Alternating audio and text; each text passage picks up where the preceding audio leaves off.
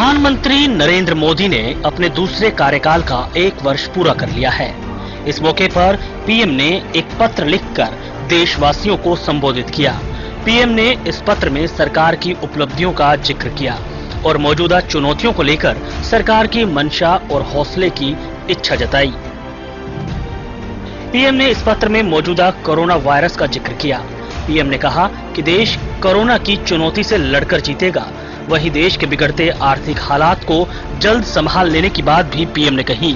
इसके लिए मोदी ने एक बार फिर आत्मनिर्भरता के मंत्र पर जोर दिया। पीएम ने देश के नाम पत्र में कई मुद्दों जैसे धारा 370 खत्म करने, राम मंदिर विवाद सुलझने, 3 तलाक, नागरिकता कानून जैसे विषयों पर अपनी बात रखी।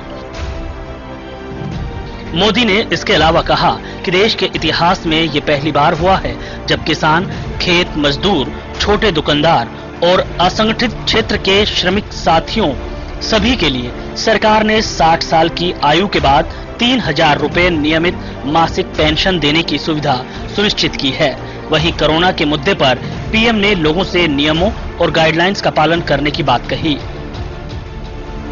कोरोना के कारण लोगों को हो रही परेशानियों पर पीएम ने कहा कि श्रमिक, प्रवासी मजदूर भाई बहन, छोटे छोटे उद्योगों में काम करने वाले कारीगर, पटरी पर सामान बेचने वाले जैसे लोगों ने इस दौरान असीमित कष्ट झेला है। सरकार इन सभी लोगों की परेशानियों को दूर करने की कोशिश में दिन रात लगी हुई है। वहीं पीएम ने अर्थव्यवस्था के मोर्चे पर देश की बिगड़ती सेहत को लेकर देशवासियों को नई आशा दिखाने की कोशिश की। मोदी ने लिखा कि देश जल्द ही आर्थिक क्षेत्र में मिसाल कायम करेगा। 130 करोड़ देशवासियों के सामर्थ्य और शौर्य पर जोर देते हुए पीएम ने कहा कि इस मोर्चे पर भी हम विश्व को चकित और प्रेरित कर सकते हैं। पीएम ने कहा कि इसके लिए हम सभी को अपने पैरों पर खड़ा होना होगा, अपने बलबूते चलना होगा, यानी सभी को आत्मनिर्भर भारत बनाने के रास्ते पर चलना होगा।